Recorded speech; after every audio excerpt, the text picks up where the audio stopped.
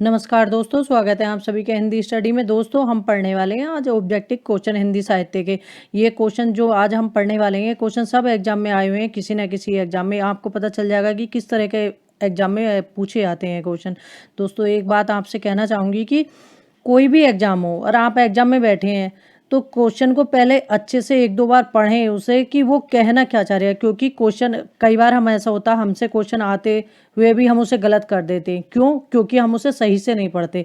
क्योंकि उसमें कई बार लिखा हुआ था सीधे आगे से शुरू करते हैं क्वेश्चन तो पढ़ना, फिर लास्ट में आता है नहीं, हमने नहीं देखा और ऑब्जेक्ट उसका जो ऑप्शन थे उस पर टिक कर दिया, तो वो वहाँ हमारा गलत हो जाता है। इसलिए हमेशा क्वेश्चन को हमें आराम से धीरे से ये ध्यान करके पढ़ना है कि क्वेश्चन हमसे मांग क्या रहा है। ठीक है, तो अगर हम ऐसे पढ़ेंगे क्वेश्चन तो हमारा क्वेश्चन लगता है कि गलत नहीं होगा, क्योंकि ये गलती एक दो बार मैंने भी की है। तो अपना एक्सपीरियंस ही आप लोगों के साथ मैं शेयर कर रही हूँ कि क्वेश्चन को हमेशा अच्छे से पढ़ो, क्योंकि हम जब पढ़ते हैं तो क्वेश्चन को बहुत जल्दी समझ जाते हैं और फिर हम उस गलती नहीं करते। इसलिए क्वेश्चन को आराम से पढ़ो, ठीक है, जिससे हमारी गलती की संभावना कम बनी रहे। आज की स्टार्ट करते हैं वीडियो। जैसे पहला क्वेश्चन है हमारा, हिंदी प्रदीप के संपादक कौन थे? ये पत्र पत्रिकाएं हैं दोस्तों, इसमें से एक न एक क्वेश्चन प्रत्येक एग्जाम में पूछा जाता है। तो यह है, हिंदी प्रदीप के संपादक कौन थे? तो हिंदी प्रदीप के संपादक थे बालकृष्ण भट्ट। जो पत्रिका थी हिंदी प्रदीप, इसके संपादक थे बालकृष्ण भट्ट। आगे देखते हैं, सरस्वती पत्रिका के यशस्वी संपादक कौन थे? तो सरस्वती पत्रिका के जो यशस्वी संपादक थे वो थे महावीर प्रसाद द्विवेदी। लेकिन जो सरस्वती पत्रिका की स्थापना की थी वो श्याम सुंदर दास ने करी थी 1900 में, और 1903 से रहे थे ये महावीर प्रसाद द्विवेदी। कल्याण किस प्रकार की पत्रिका है? तो ये कल्याण हमारी धार्मिक पत्रिका। आगे देखते हैं, माधुरी पत्रिका प्रकाशन कहाँ से होता है? तो माधुरी पत्रिका का प्रकाशन होता है दोस्तों लखनऊ से। हिंदी नवजीवन के संपादक कौन थे? तो हिंदी नवजीवन के संपादक थे दोस्तों गांधी जी। पंडित प्रताप नारायण मिश्र किस जातीय पत्र के संपादक थे? तो ये थे ब्राह्मण पत्र के। हरिनारायण किस कहानी पत्रिका के संपादक रहे? तो हरिनारायण जो रहे ये दोस्तों सारिका के रहे हैं। आगे देखते हैं, आलोचना पत्रिका के संपादक कौन है? तो आलोचना पत्रिका के संपादक दोस्तों हैं नामवर सिंह। बैचारणी पत्रिका के संपादक का नाम है, तो ये बैचारणी पत्रिका के संपादक थे मणिका मोहिनी। चिंतामणि किस लेखक की कृति है? तो चिंतामणि दोस्तों ये हजारी प्रसाद की रचना है। ये किन की है चिंतामणि? इसमें गलत है, सॉरी दोस्तों, इसके लिए माफ़ी चाहूँगी। तो ये जो चिंतामणि है रामचंद्र शुक्ल का है, ये इनका निबंध संग्रह है चिंतामणि रामचंद्र शुक्ल का। आगे देखते हैं, नासी के दोपाख्यान के रचयिता कौन है? नासी के दोपाख्यान है सदल मिश्र है, इसकी जो सदल मिश्र ने लिखी है ये रचना। इंसाल्ला खान ने लिखी है रानी केतकी की कहानी। सदासुख लाल ने सुख सागर, लल्लू लाल ने प्रेम सागर लिखी है। ये चारों खड़ी बोली हिंदी के महत्वपूर्ण लेखक हैं और इनकी रचनाएं एग्जाम में पूछी जाती हैं। इनमें से महादेवी जी की रचना कौन सी नहीं है? तो इसमें महादेवी जी की रचना जो नहीं है वो है पंचरत्न। ये रामविलास शर्मा की रचना है पंचरत्न। चंद्रकांता उपन्यास के लेखक कौन है? तो चंद्रकांता उपन्यास के लेखक है देवकीनंदन खत्री। ठीक है दोस्तों, आगे देखते हैं, चंद्रकांत संतति किस प्रकार का उपन्यास है? तिलस्मी एरी उपन्यास है।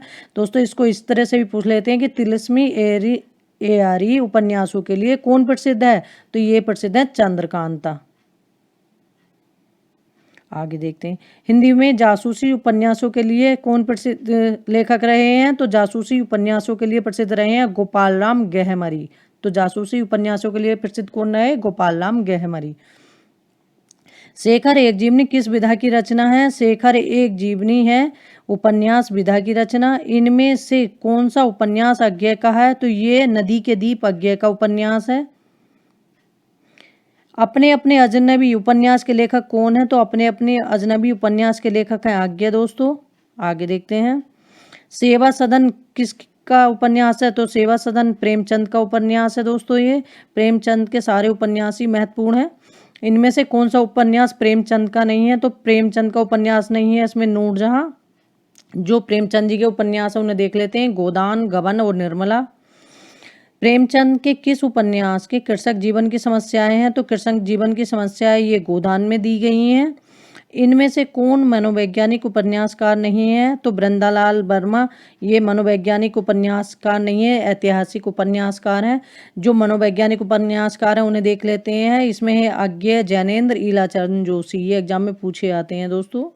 देखो ये सब पूछे हुए क्वेश्चन है। ठेठ हिंदी का ठाठ के लेखक कौन है? ठेठ हिंदी के ठाठ के लेखक हैं अयोध्या सिंह उपाध्याय है दोस्तों। चंद्र हसीनों के खतूत उपन्यास के लेखक कौन है? तो ये चंद्र हसीनों के खतूत के लेखक हैं उग्र।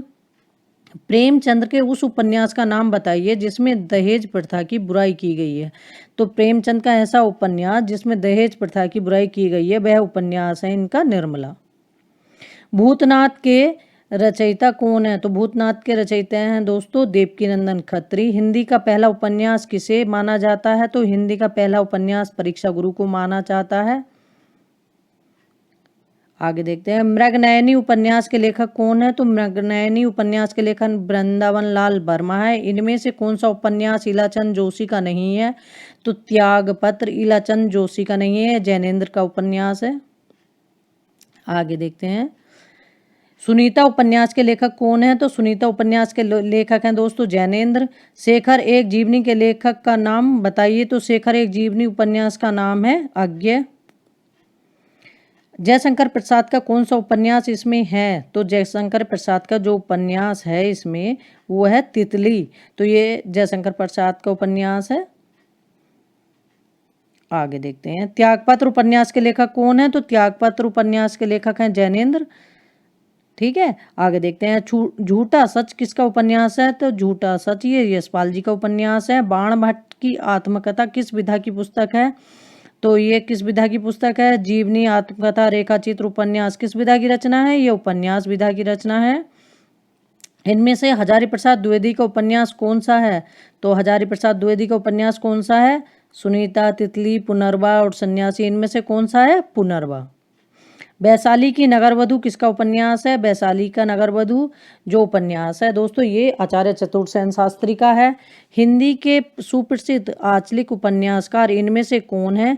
तो वो हैं फणीश्वर नाथ रेणु। मैला आंचल के लेखक कौन है? तो मैला आंचल के लेखक हैं फणीश्वर नाथ रेणु। अनाम दास का पोथा किस उपन्यास है? अनाम दास का पोथा किसका उपन्यास है? तो ये है अनाम दास का पोथा उपन्यास है, ये हजारी प्रसाद द्विवेदी जी का है। आगे देखते हैं गुनाहों का देवता उपन्यास के लेखक कौन है? ये धर्मवीर भारती है, बहुत अच्छा उपन्यास है ये। सारा आकाश की लेखक कौन है? तो सारा आकाश के लेखक हैं दोस्तों राजेंद्र यादव। इनमें से शिव प्रसाद सिंह का उपन्यास कौन सा है? तो शिव प्रसाद सिंह का उपन्यास है इसमें औरत। अंधेरे बंद कमरे ये उपन्यास है मोहन राकेश जी का। अंधेरे बंद कमरे ये उपन्यास किसका है? मोहन राकेश का। इनमें से राजकमल चौधरी का उपन्यास छाट ये तो राजकमल चौधरी का उपन्यास है। मछली मरी हुई। आधा गांव उपन्यास के लेखक कौन है? तो राही मासूम रजा। तो आधे गांव उपन्यास के लेखक हैं राही मासूम रजा। मानस का हंस किसके जीवन पर आधारित है? जो मानस का हंस है ये तुलसीदास जी के जीवन पर आधारित है और जो खंजन नयन लिखा गया है वो सूरदास जी के जीवन पर आधारित है। तमस उपन्यास के लेखक हैं दोस्तों भीष्म साहनी। जो तमस लेख है उपन्यास उसके लेखक हैं भीष्म साहनी। लालटीन की छत ये उपन्यास है निर्मल वर्मा का। महाभोज उपन्यास की लेखिका है मन्नू भंडारी। हिंदी का प्रथम महाकाव्य किसे कहा जाता है? तो हिंदी का प्रथम महाकाव्य पृथ्वीराज रासो को कहा जाता है। बीसल देव रासो के रचयिता का नाम क्या है? बीसल देव रासो के रचयिता नरपति नाहल्ला हैं। बीसल देव रासो को दोस्तों परमाल रासो भी कहते हैं।